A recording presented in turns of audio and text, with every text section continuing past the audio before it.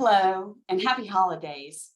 My name is Lisa McIntyre Shaw, and on behalf of the Global Interdependence Center's Board of Directors, welcome to today's executive briefing presented by the GIC College of Central Bankers. Today's executive briefing is part of our College of Central Bankers Institutional Alignment Project event series. This project is centered around the overarching question of whether national and international policymaking institutions are sufficiently equipped to address the impacts of high debt levels, digital currencies, unsupervised algorithmic trading, inequality, climate change, and changing demographics. Those are a lot of different topics. But today, over this next hour, we will explore central bank independence with 4 of our College of Central Bankers Fellows.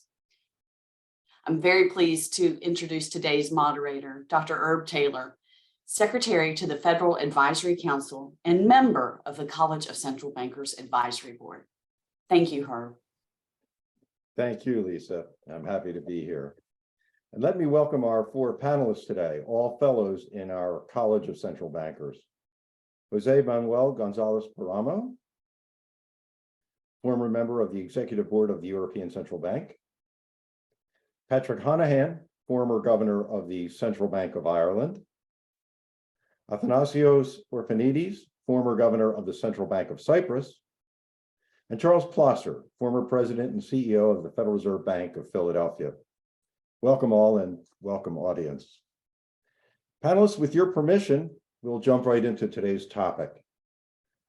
Charles, let's start with the basics. What would you say are the defining characteristics of an appropriately independent central bank?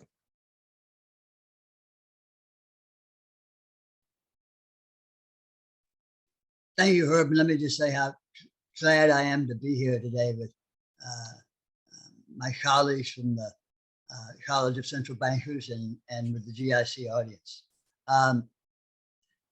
Most economists, when they think about central bank independence, tend to think about a central bank whose monetary policy decisions and that decision-making process are independent in the sense they're free of political interference by other branches of government, and can conduct policy that is meaningfully targeted at the goals and objectives of the central bank. And now, why is that? Well, there are several reasons for that. The most obvious reason is that governments, for the most part, can fund expenditures in 3 ways. They can raise taxes, they can issue debt, which are just future taxes, or as we are fond of saying, they can print money. Now, the problem we have with central banks is that in most countries around the world, we are no longer on a gold standard. We are on a fiat money standard, where money has value because the government says it does. And in a fiat money standard, for the most part, central banks are given, if not the major responsibility relative to any other branch of government, determining the stability and purchasing power of the nation's currency. So the problem we have is that because of the budget constraint, taxes plus debt plus printing money, there are competing incentives on the part of Congress and the administration in the United States to think in the short term. If they don't want to raise taxes and they don't want to raise debt, let's resort to the printing press to fund our expenditures. And the role of independence is to protect the central bank from those with competing interests, in this case, Congress and administration, from using the printing press as a means to fund government, and therefore use the taxation of inflation, or the inflation taxes we call it, to fund the government. Those competing interests are what drives, in part, the notion of a central bank being independent. I'd like to make just a couple of more points quickly. One is independence is a concept that some people denote or correlate with unaccountable. And that's not true. Most central banks have a government. In the case of ECB, it's lots of governments to hold them accountable for what they're supposed to do. So independence is not a blanket freedom to do anything the central bank wants. Governments usually control central banks by controlling the institution. For example, in some countries, the objectives, the mandates, if you will, are assigned by the government. The tools available to the central bank, buying and selling certain kinds of assets, but maybe not others, are restricted by government. And so those restrictions on the central bank are designed to make that independence legitimate within certain constraints, not unlimited. There are lots of challenges that come with that, the temptations of Congress to want to use the central bank for other purposes. There are temptations by the central bank to use their powers that perhaps weren't intended originally, or to do something different than they have been. So there are lots of issues surrounding central banks. And the last issue I'll raise is that the tendency of central banks and governments over the certainly the last 2 decades have been to expand the scope and responsibilities of a central bank to do more and more and more things. That's dangerous for independence, in my view. And I think we have to be very careful, because the more central banks venture into other areas of the economy, the harder it is to maintain the independence from monetary policy decision making. And therefore, there is a tension between scope and breadth of mandates and preserving independence of a central bank. And I think that's one of the ongoing challenges we have seen over the last 10 or 20 years, and maybe even longer. I've used up more time than I was supposed to, but I'll stop there. There's a lot more I could say, and probably will say before we're done. But I will just lay that out as independence means independence from the political arrangements in the government to influence monetary policy decision making. Thank you, Charles. I think that last point was a very succinct way of saying what we mean by appropriately independent central banks. Would anyone else like to comment on that particular concept of what we mean by an independent central bank before we move on? Patrick? I would just say a word additionally. I absolutely fully agree with the way Charles has laid it out.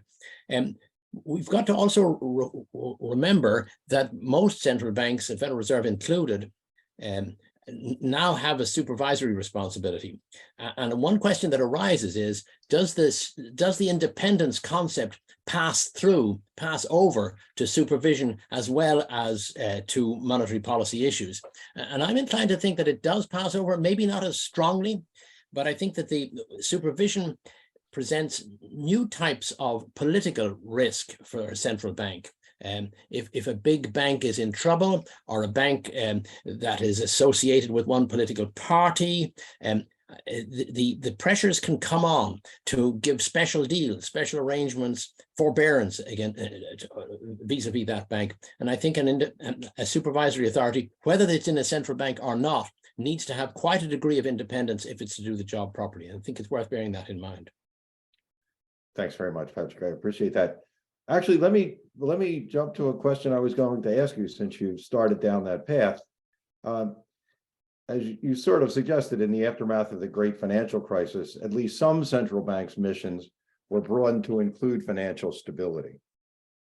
What are weighing the pros and cons here of assigning that mission to an independent central bank. It sounds like there are some pushes and pulls there. Yeah, of course, that is, again, a different dimension. It's not sort of the narrow look at bank by bank supervision, but looking more at the functioning of the financial markets, looking at more at aspects of macroeconomic stability that don't come into the monetary policy arena. I think central banks have always had that implicit mandate. It's been written into their into many mandates of central banks in recent years, but they've always had that implicit mandate. You know, going back to you know, why was the Fed established? To do something that hadn't been possible in 1907 and so forth. And why does it fall to central banks to do this? And I think the answer is because central banks end up carrying the can in financial stability events anyway, because they're where the money is, and eventually they're going to be pressed or have to do something about it. Now, not giving the money out is actually the core function of the central bank. Actually, it gives the money out, but knowing when not to give the money out is absolutely crucial. Well, we've seen many financial stability episodes, particularly in the last, I suppose, 15 years, which have caused great controversy. And they've caused great controversy, especially because the general public sees some institution or institutions being bailed out by the central bank. And the general public feels, well, nobody bailed me out when I was in trouble. I know that the great changes in the US political environment, Tea Party and all that, a lot of historians point to the global financial crisis and the financial stability actions taken by the government, but also by the Federal Reserve as a source of that big political change in the United States. And more recently, we've had a number of actions, dramatic actions by central banks. March 2020, at the outbreak of the pandemic, you had the dash for cash, when the US Treasury market really seized up, and it was impossible for people to get proper quotes. Spreads were really wide, and the Federal Reserve not only had to announce that it was going to do this, but it actually had to provide the cash against the treasuries to stabilize that market. In that case, I think a majority view is that it was absolutely right to do it, and it was done by many central banks across the world in a parallel way, but the most dramatic action by the Federal Reserve. But huge sums of money, unimaginable sums of money, changed hands in purchase of treasuries. More recently, the Bank of England stepped into a very unusual financial stability issue in London after the budget of October. Long-term interest rate yields rose very, very sharply, and that caused problems, especially for pension funds and for the banks who had lent to pension funds to engage in what looked like risk reduction activities, but suddenly looked like weapons of mass destruction. Bank of England stepped in very, very suddenly, within a matter of days, to stabilize that market. And again, there was an outcry of oh, why are you rescuing big financial sector players? Not so much because people said, well, our pensions, that's important. So I think that central banks do wade into dangerous political waters when they deal with financial stability issues, but they've got to deal with them, and they've got to make sure that it's understood by the general public that they are taking action that ultimately is protecting much more than the particular institutions that are the direct recipients of the bailouts. Thank you, Patrick. Some very good points there. And let me return to your focus on some of the extraordinary actions that central banks have taken over a couple of episodes. And Athanasios, let me turn to you. During the great financial crisis, as well as Patrick just said, in response to the pandemic, central banks undertook some extraordinary actions, shoring up some markets and some institutions, and of course, making large-scale asset purchases, commonly called QE. Were these kinds of extraordinary actions, especially QE, effective? Equally important for today's discussion, were they appropriate? And I'll offer you a question that was raised by one of our attendees today. have those kinds of actions impaired central bank independence?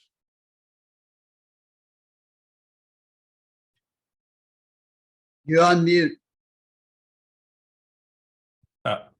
Thanks, Chair. So this is a complex issue, and I will try in just a couple of minutes to integrate it with what Patrick and Charlie mentioned as well. So let me go back to Charlie's introduction. The way I read central bank independence, why is it important? As Charlie pointed out, is and as Patrick then said, is to make sure that the entity that can control price stability knows when to say no and stops printing money. And this is why we want the central bank to be independent. It's really about preserving price stability from political pressure. But then, as Patrick pointed out a minute ago, central banks also need to be involved in crisis management. This is why the financial stability comes in. And the difficulty there is that getting involved in financial supervision and crisis management has distributional consequences. These are some of the examples that Patrick was giving, and frankly, it does complicate quite a bit the meaning of independence and our understanding about how much independence we want the central bank to have when their actions have massive distributional consequences.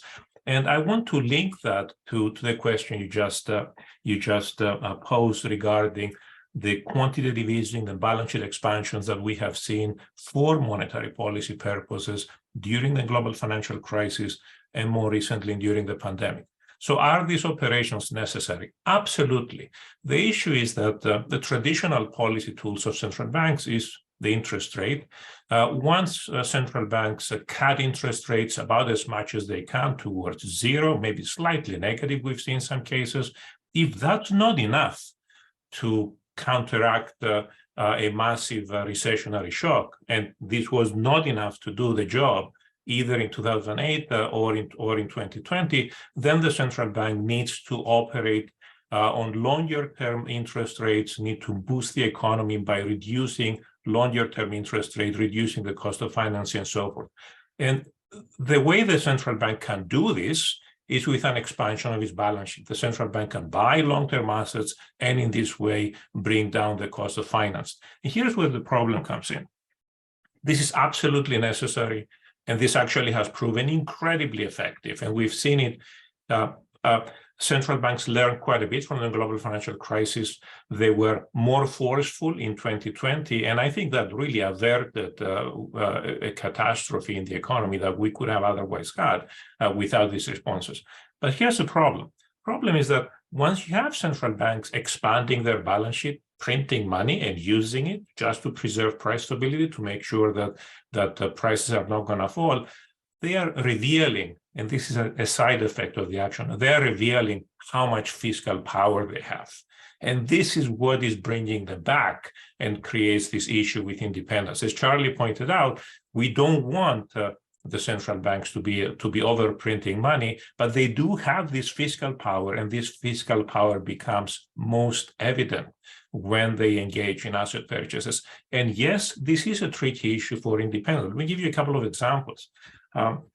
Charlie mentioned the problem we have, and I consider it a problem as well. I agree with it, of additional mandates, additional goals that central banks are being called to undertake.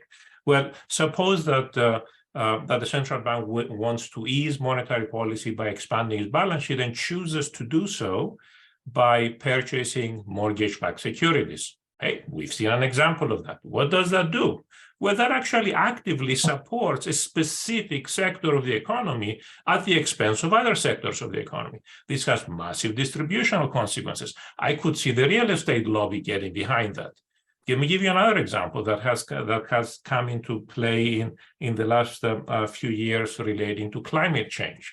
Suppose the central bank says, well, why don't we classify some bonds as green and some are brown?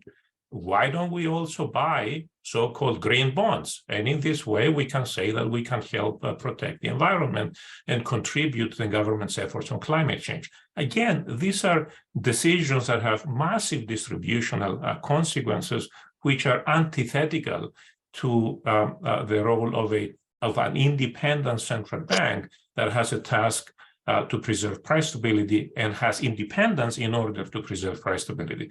So this is where there are some tensions that have not been resolved yet. Some central banks have willingly undertaken these additional responsibilities without really the cross-checks and without the accountability that needs to come with it to follow up again on Charlie's point. Let me stop here. It's a rich discussion, but we have a lot of ground to cover. I appreciate that. And I think your point is well taken, that it's not a black and white issue as to whether what needs to be done ought to be done, depending on what you view as the appropriate role of an independent central bank. Let me pick up on the theme that you mentioned about the kinds of examples in which fiscal power of the central bank can be used to fund a particular initiative. And Jose Manuel, there have been some calls for central banks to address broader issues like income inequality, like climate change. Some people call that mission creep, and they're not in favor of it. But should an independent central bank's mission be expanded to include those kinds of issues? If so, why? If not, why not? I think Athanasios proposed the problem here. What's the solution? Well, thank you very much for the question, and it's a pleasure to be here, also listening to wise colleagues. Let me point out that the great financial crisis, I think, gave us a big lesson on one front, which is that those that back central bank independence and consider that this requires full concentration on price stability without any involvement in supervision and financial stability are playing wrong. This is a fantasy, because there is no way to provide monetary stability and to have the transmission mechanism functioning smoothly than having a role. I'm not saying that the central bank should be the supervisor, but in any case, it should be involved in supervision. The lender of last resort issue, can you imagine a central bank lending without knowing the situation of the banks? Well, this has happened, and I will not refer to any specific case. What to say about monetary policy when the financial system is collapsing? The effect will not reach the economy. So supervision and financial stability, I think, are two roles where the central bank should be involved, but there is no full independence there, as you see in price stability. What about these other domains that you are mentioning?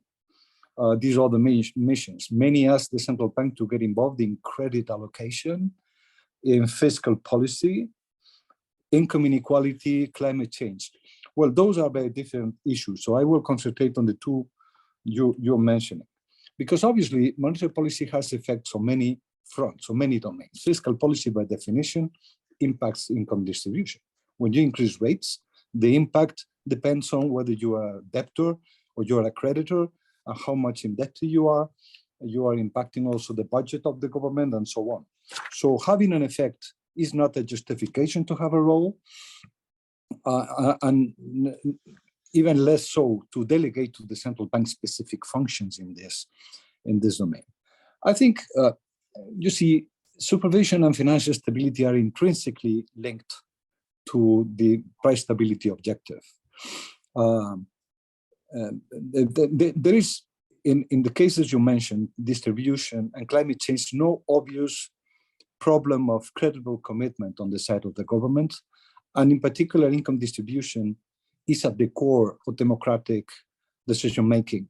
So I see no reason to ask for QE for the people, like some have called. If the government wants to give out money, is its responsibility and to raise the money for that.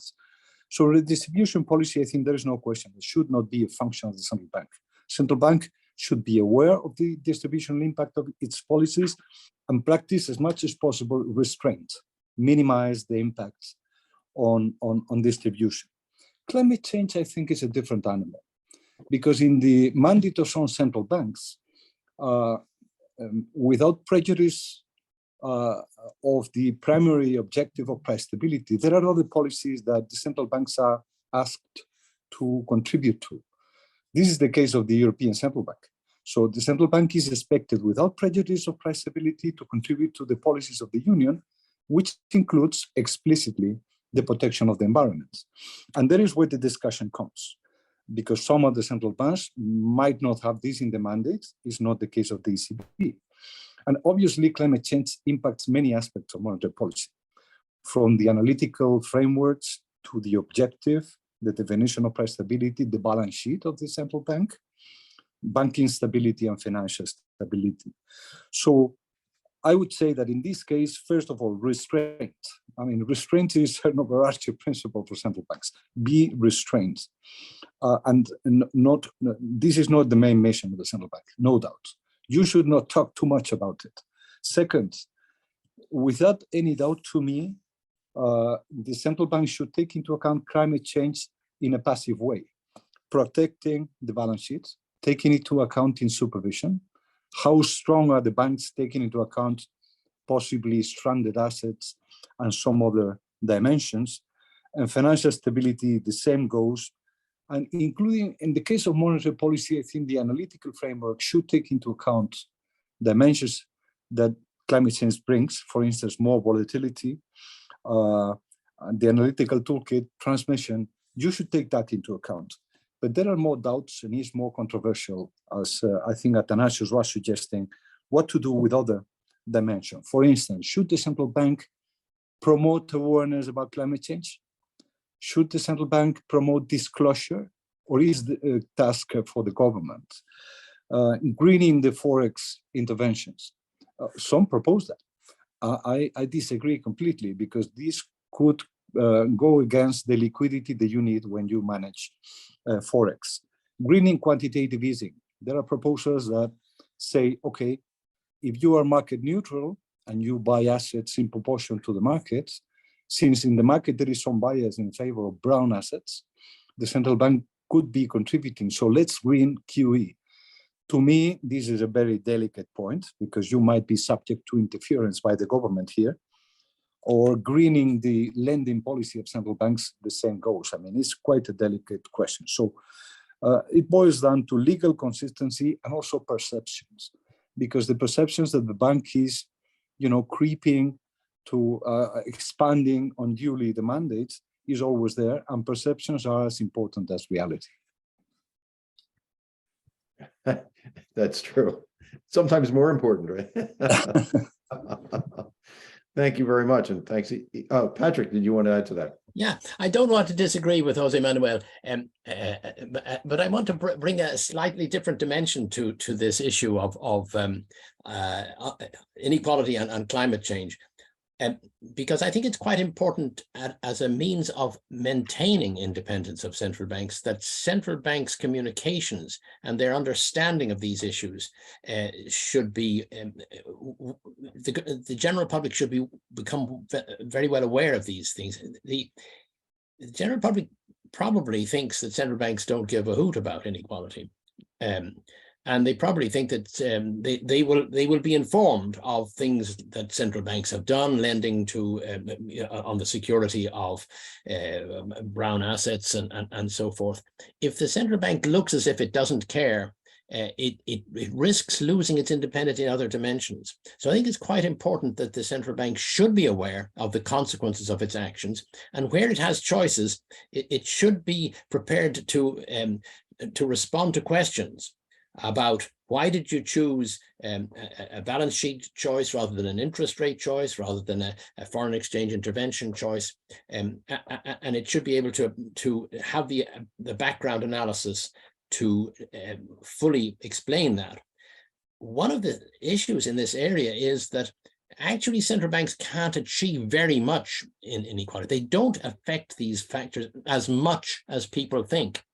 And so I fully agree with what Jose Manuel said, that giving the central bank a mandate, do something about climate change. Well, they might do something, but they won't achieve very much, and that would be a negative on their independence. So it's a delicate balancing act.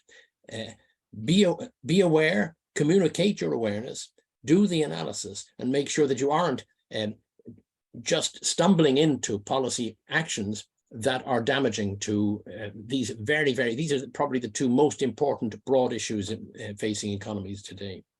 So we are in full agreement, Patrick. Yeah, Athanasios.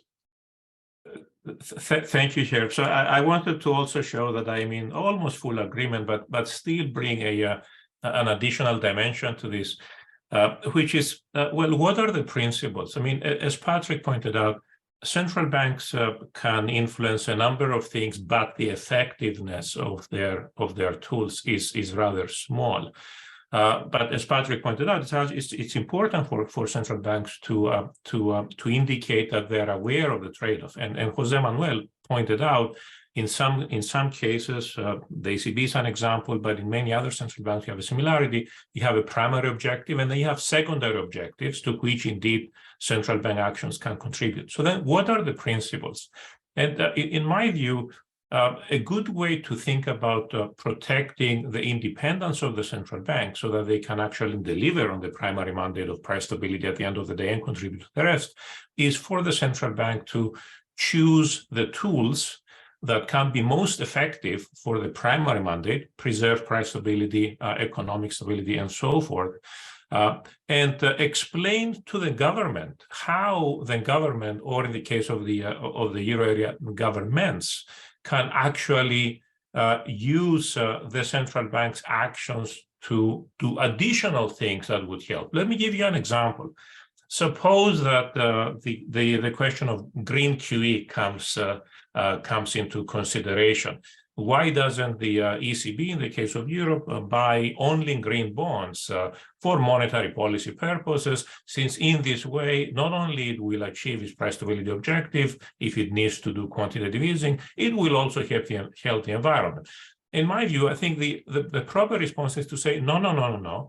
We can actually achieve our price stability target with quantitative easing on many things. That's true, but let's pick the one that is least fiscally neutral. For example, let's only buy government debt and then instruct the governments that they can use, and they have a choice on how to use the proceeds, how to use the implicit fiscal support that comes with that, and then governments could decide to buy green bonds if they want to. In the United States case back in 2008 and even more recently, a similarity would be, let the Fed only buy government debt and then tell the government, by the way, you guys, if you want to support the housing market, you can buy mortgage-backed securities if you want to. If you want to support the airline industry, you can go and buy their debt. That's your choice. Those are distributional effects. We are delivering on our primary mandate with the principle that we will try to do this at the smallest effect possible. There are side effects. I agree with Patrick. It's very important for central bank to show awareness of these things, but then there must be some principles on focusing on what is most effective and interferes less with the responsibilities of elected governments. Makes Herb, let me Charles, yeah. I want to chime in here just a little bit, and I want to reinforce what Athanasios is saying. Just contributing to distributional effects, in my view, is a sure way of inviting political interference in the central banking process, whether it be in mandates, whether it be in pressure to do certain things. Unfortunately, as Athanasios has already stated, central banks have long since crossed that Rubicon. Athanasios mentioned the backing of mortgage, the purchase of mortgage-backed securities instead of other stuff, or instead of treasuries. The Fed purchased $4 trillion of mortgage-backed securities in the span of about 18 months. And it did so without any particular rationale. I'm speaking of the pandemic crisis. Any particular rationale other than, well, we did it before, so we'll do it again. Housing market's important. You know, once the Fed makes these decisions to do these things, they are inviting government to come in and apply pressure on them to do other things. That's happened at the Fed. It's happened over the years, and it's becoming more prevalent. The U.S. government took away some I forget the number, a large amount of money, just wiped it off the Fed's balance sheet in order to fund fiscal policy. And the Fed, the expansion of the lending programs to private enterprise, which started back in the financial crisis, was expanded even beyond what they did in the financial crisis. In the pandemic, we lent money to almost everyone. The argument for lender of last resort has been, in my view, has been expropriated or co-opted, if you will, by many who now interpret the phrase lender of last resort is that the Fed should lend to almost anybody in a crisis. And that was never its intent. Badgett, you know, you're really talking about lender of last resort in protecting the financial system, not every lender or borrower who is in trouble because of some other issue. So I think that we are losing the principles, as Athanasios would say, we are losing the principles of what this is intended for and how it's going to be used. The Fed, the US government basically funded a regulatory agency called the Consumer Finance Protection Bureau, funded it out of the Fed's budget, just sort of took the, now, that doesn't make any difference to the taxpayer at the end of the day, but it does mean there's no appropriation process for it. So the encroachment and intersection between fiscal policy and monetary policy, and the central bank in particular, more generally, I guess is really, is getting larger and larger and larger. And I don't see that going in the right direction. We need, as Athanasios said, some principles that limit, define constraints in ways so that the Fed, when it takes over doing things that are really a fiscal responsibility, does not become the primary fiscal agent, and therefore get encouraged or supported or pushed to doing things that are actually ought to be done by Congress and the fiscal authorities. Sure. And I worry that we have come a long way in that direction without a set of guiding principles or constraints. The Fed can only be accountable and maintain its independence if it operates within limits, and that those limits are carefully defined and upheld. And the last dimension to this that I'll just raise is this intervention by central banks into private markets through its lending practices, or in the Fed's case, purchases of non-treasury securities. And its willingness to step in and intervene and provide a safety net or a backstop is fraught with moral hazard problems and behavior by the private sector that actually works counter to the goals of financial stability and stability of the private sector. So I am my own opinion is I'm very nervous about the institutional integrity of central banks and their ability to maintain their independence as central banks move further and further and are pushed further and further by the fiscal authorities. Fiscal authorities are going to take advantage of the opportunity central banks provide them for using the central bank's balance sheet for fiscal policy, off-budget fiscal policy. Right. And I just think this is a very dangerous directions for our institutions that pose very, very high risks to me. Yeah, no, I think it makes good sense. Charles, I know you have advocated in your writing moving to a new Fed Treasury Accord in which the essential elements are that the central bank buys only U.S. government securities and that we abide by the Bagehot principles for lender of last resort. Athanasios just mentioned that idea, which I think is a great one, of limiting central banks to purchasing government debt and letting the government decide whether it wants to reallocate in some way.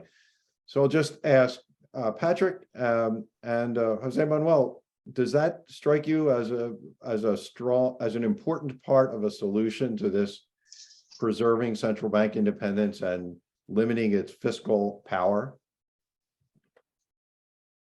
I'm always nervous about reopening the mandate of the central bank. I hear we are all concerned that independence could be threatened, but I think maybe the biggest threat could come from a new law on the central bank, or a Treasury Federal Reserve record is a little bit the same thing, trying to change the constitution. You go into Parliament with one proposal and you come out with probably another proposal. So it's I think we're not so far away from there are threats to independence, but the independence is still there. Let's wait until the independence is really being attacked before trying to change the law. I do agree with this as a general principle. I think that if there are social societal needs that government requires funds for, and if there is a need from monetary policy point of view for purchase of government paper, well, that's an ideal situation. But don't go have the central bank go and say, what are your needs? I'll buy that. Whatever you just give me a call and I'll buy that stuff. It should. But the problem, of course, is that governments always have needs, and it's often the situation that central banks are needing to, as at present, tighten market conditions and sell government bonds back into the market rather than buying them. And that's the situation we're facing now. If I may, I would subscribe entirely what you said, Patrick. On occasion, I think there is a pragmatic argument in favor of the government or the central bank intervening in markets beyond government debt. Could you imagine the government having to go through Parliament to approve a law, and maybe it takes a long time? If the central bank deems it right to repair the transmission mechanism by buying mortgage-backed securities or cover bonds or whatever to execute an asset, a QE, I wouldn't see a great threat to independence from that. I see other threats which are more worrying to me. There is a general threat coming from populism and the loss of intellectual backing for central bank independence. Also, it's a problem that recently central banks have not shown effectiveness, including the zero-lower bound or the current situation with inflation, and this is eroding its credibility. Also, accusations of mission creep, and this has to be taken seriously. And some question the democratic legitimacy of the central bank. Right or wrong, this is a serious attack to be taken into account. So there are things to be done for those that believe in central bank independence. And one of the, if not as Samuelson said, one of the three greatest inventions of humanity, at least a great institutional creation that has delivered many benefits. Thank you, Jose Manuel. The point that you each touched on is whether there needs to be formal restriction on central banks, or whether it is too soon since the threats are not severe. And that opens up a question that I thought I would ask the group based on a comment that Athanasios and Patrick had made in a paper that they wrote, and that is, they say that, and I'll quote here, maintaining central bank independence is not just about passing the right legislation, it's about retaining the respect of the general public and convincing decision makers that economic welfare depends on monetary stability. My question, I guess, would be, how does a central bank assess and earn the respect of the public in general? How does it convince decision makers of the need for monetary stability? Is that something the central bank needs to actively try to manage? As you say, perceptions are more important than reality sometimes. You know, there was a famous governor of the Bank of England who was the governor for 24 years, 1920 to 44. His name was Montague Norman, and he was asked this question, and he had a very short answer. He said, "The dogs bark, but the caravan moves on." This was the wrong answer. In fact, it's the absolute opposite to what is needed. When the dogs bark, the caravan, the central bank, should be already with its answer of what it's doing and why it's doing it. And I think central banks right now are in a very, very difficult position, having said, well, don't leave us alone, we're just getting inflation 2%, leave it to us, we'll keep prices stable. And suddenly, out of nowhere, prices, you have double-digit inflation. And that is a tough thing to communicate. Why did they not stop it? Did they have the tools and decided not to? People are puzzled.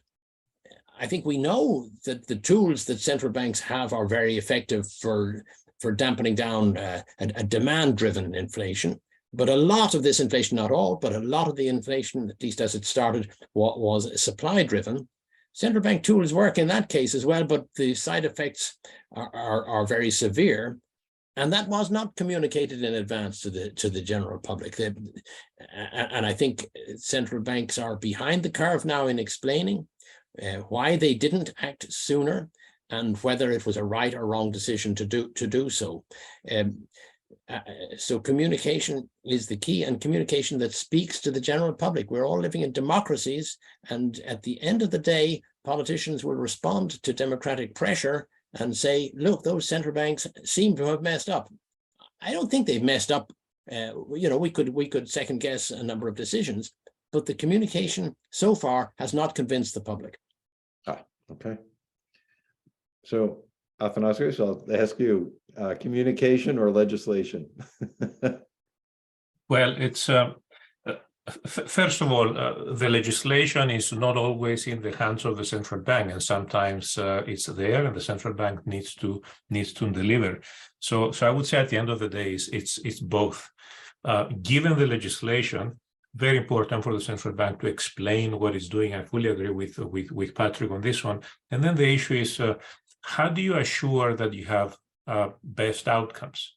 And I don't think any central bank can ever assure that you're going to have best outcomes, because governments need to take the most appropriate decisions. What the central banks can do, following up on Patrick, is explain to the public their view about why they do what they do within their mandate.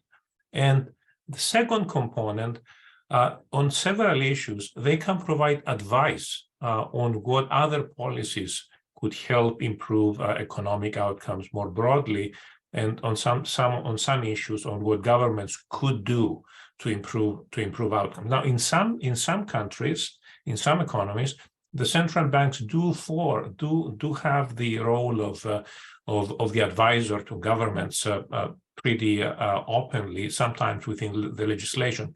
In other countries, they don't.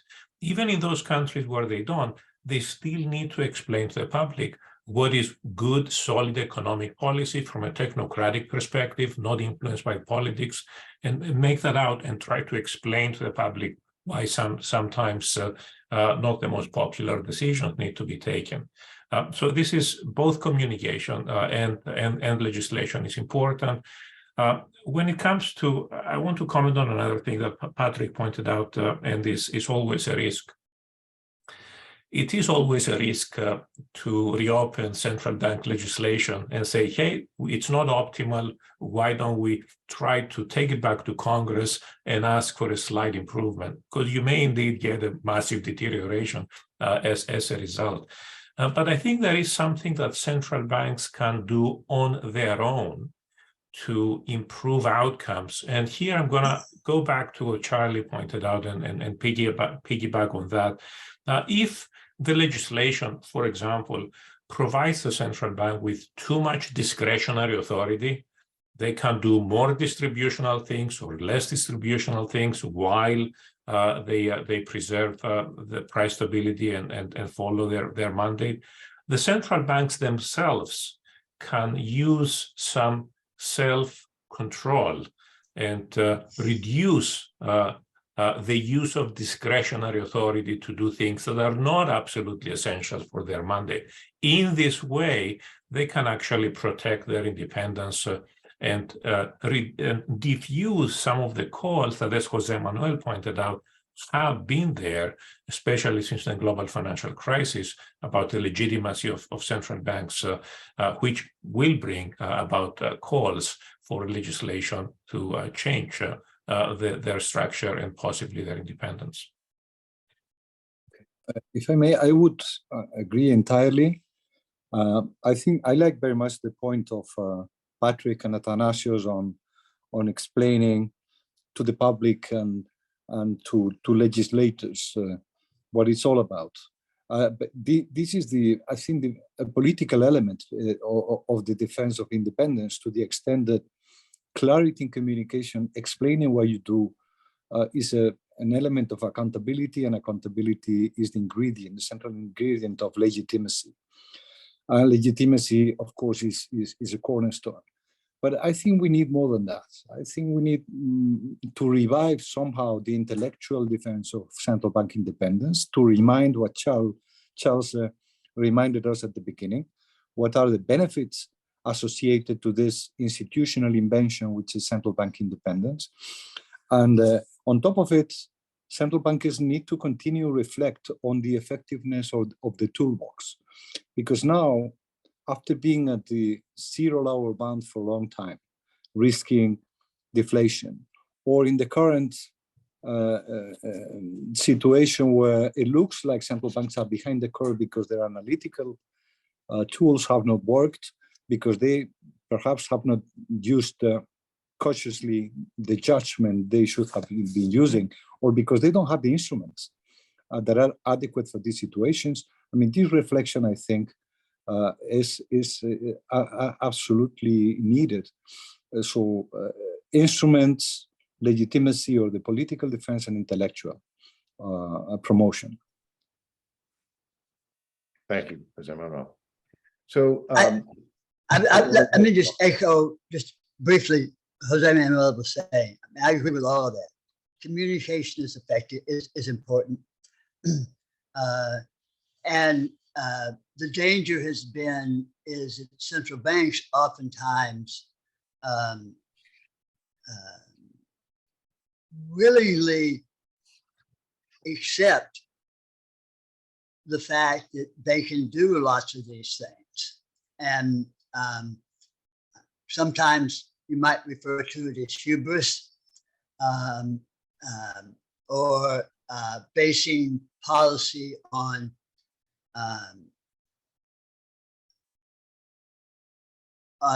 particular models that may or may not be very helpful in a certain circumstance. I think the central bank has to be very careful not to welcome the mission creep. I find they oftentimes love the mission creep and don't do enough to push back and say, wait a minute, that's really not the best thing for a central bank to be doing. I think I mentioned this in my opening remarks, but the real evidence and the real case for central bank independence is the empirical evidence. The empirical evidence is that central banks that are more independent have better outcomes than those that don't. And I think that's just a historical piece of evidence that we need to remind ourselves of and be cautious, very cautious in our dealings with the governments that we are accountable to, and recognize not just the powers that we have, but the limitations we need to impose, if not through legislation, on ourselves as central bankers and restraint. Excellent. Yeah, I think it sounds like there's a pretty strong consensus that it is communication as well as legislation. Let me, we have just a few minutes left, and let me just ask one final question for a quick go around before we close. And since this is the Global Interdependence Center, I thought I would ask each of you, to what extent do you think that global interdependence, whether financial or economic or political, or even these days strategic, to what extent do you think global interdependence impinges on the independence of a nation's central bank to pursue its mission? Do you think that interdependence weighs heavily or not at all? If I may just comment one issue, because we don't have time. Interdependence has helped over the years to keep inflation low. And unfortunately, this tailwind is becoming a headwind. So times ahead will be slightly more difficult for central bankers, because they will have to explain why inflation is creeping when we are facing, if not deglobalization, globalization, as they call it. Mm-hmm. So this is one dimension of interdependence that will not help going forward. And that's it. That's my comment. And it's a very good one. Any other comments? I just say three things. First is the regular meetings of central bankers in Basel is an extraordinary example of a collaboration, which it's been going for years and years and years, every 2 months, and it does. I mean, sometimes when I was in trouble, nationally, where I had pressure in the Irish Central Bank, I'd think, well, they're not actually much of a help when you need some cash, but still, the communication, the awareness is very important. So that's a very second point, completely different, swap lines. And that's both an example of excellent collaboration.